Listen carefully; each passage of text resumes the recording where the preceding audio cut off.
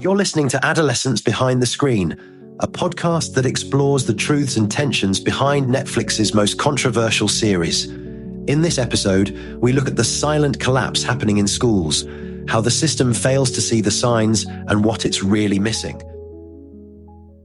Episode 2, The Education Blind Spot. Here's the devastating reality. Right now, behind the walls of everyday schools across the globe, students are silently sinking. Perfect attendance, assignments handed in, smiles that look real. But inside they're collapsing. Netflix's Adolescence tears away the facade, exposing education's most dangerous blind spot. How a young person like Jamie Miller can descend through an entire psychological crisis while maintaining the perfect mask of fine. No red flags, no outbursts, no one is connecting the dots. Today we're dissecting how this series captures what teachers can't see, what counsellors don't have time to address, and what happens in the digital shadows where vulnerable minds find all the wrong kinds of validation. The education system isn't just missing the signals, it was never designed to detect them in the first place. You know what's powerful about how they tell Jamie Miller's story? It's not some big dramatic breakdown. It's a quiet fade, slow, invisible, playing out right before everyone's eyes, and no one notices. Well, that's exactly what makes it so haunting. The show captures how no one in his school, not a single person, manages to see the complete picture. They all catch glimpses, but the system itself prevents them from connecting those dots. That scene with Ms. Winters stuck with me when she notices his empty desk and tries to do something about it. Right, and then encounters this wall of bureaucracy at the guidance office. You know, according to recent studies, the average high school counsellor is responsible for about 424 students. The recommended ratio is 250 to 1. That explains why they showed the overwhelming line of students and mountains of paperwork. The system itself becomes a barrier to actually helping kids. And what's really interesting is how the show refuses to vilify teachers. Instead, it offers a nuanced perspective on how overwhelming their jobs have become. Studies show teachers now spend an average of 54 hours per week on school-related work. That scene with Mr. Patterson really brings those statistics to life, trying to grade papers while handling parent calls with emails flooding in. It's like watching someone trying to juggle while walking a tightrope. Speaking of statistics, here's something terrifying. Research shows that 70% of teens' social and emotional development now occurs in digital spaces that most educators can't even access. Well, that explains why the 2 a.m. scene where Jamie posts his manifesto is so powerful.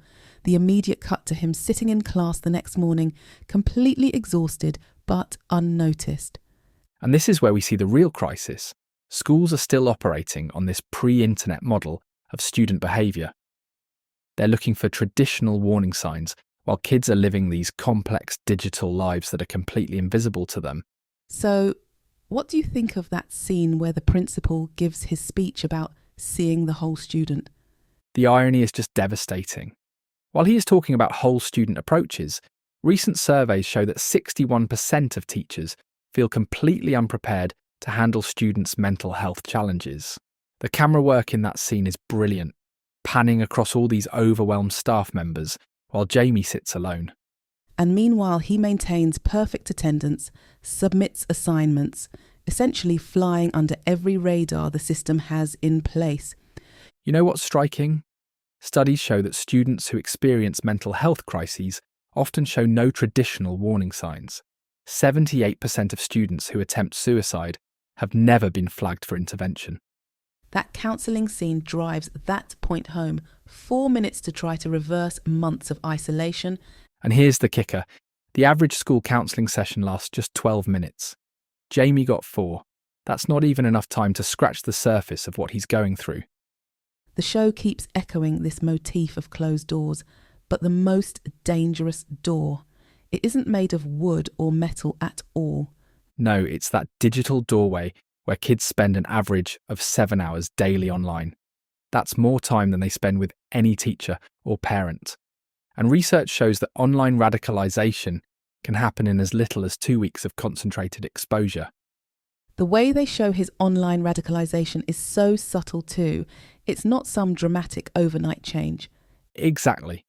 And that's supported by research. Studies show that online radicalization typically follows a 6 to 8 month pattern, starting with seemingly innocent search queries that gradually become more extreme.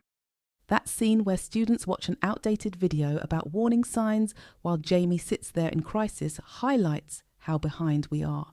Most school crisis protocols were written before smartphones existed. We're still relying on 20th century solutions to handle 21st century problems, and the stakes have never been higher. But there is that hopeful element with Ms. Rodriguez in the flashback scenes. Yes, and research backs her up. Studies show that just one caring adult checking in consistently can cut a student's suicide risk by nearly 40%. She wasn't doing anything extraordinary. She was just there, present, dependable, and truly listening. The contrast between her approach and the current system is just heartbreaking. And that's really what this show is getting at. We're facing a crisis of connection.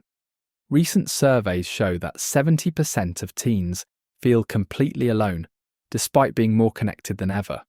The way they illustrate this through Jamie's story is masterful. Each episode shows another layer of institutional failure. What's truly frightening is that for every Jamie we see on screen, there are thousands of real students facing the same struggles right now. Mental health crises among teens have surged in the last decade, and the numbers keep rising. It puts everything into perspective, because this isn't just a story. For thousands of teens, it's real life. The silence, the pressure, the slow fade behind the smile. What we're watching on screen is fiction, but for so many, it's a mirror. And the reflection is far too familiar. Next week, we'll delve into the show's portrayal of the internet in Jamie's story, how algorithms, anonymity, and online communities become both his escape and his prison. Thanks for listening. If something in today's episode struck a chord, don't let it end here.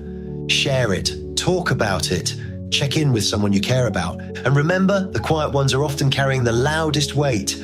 I'm Lee, and this is Adolescence Behind the Screen. See you next time.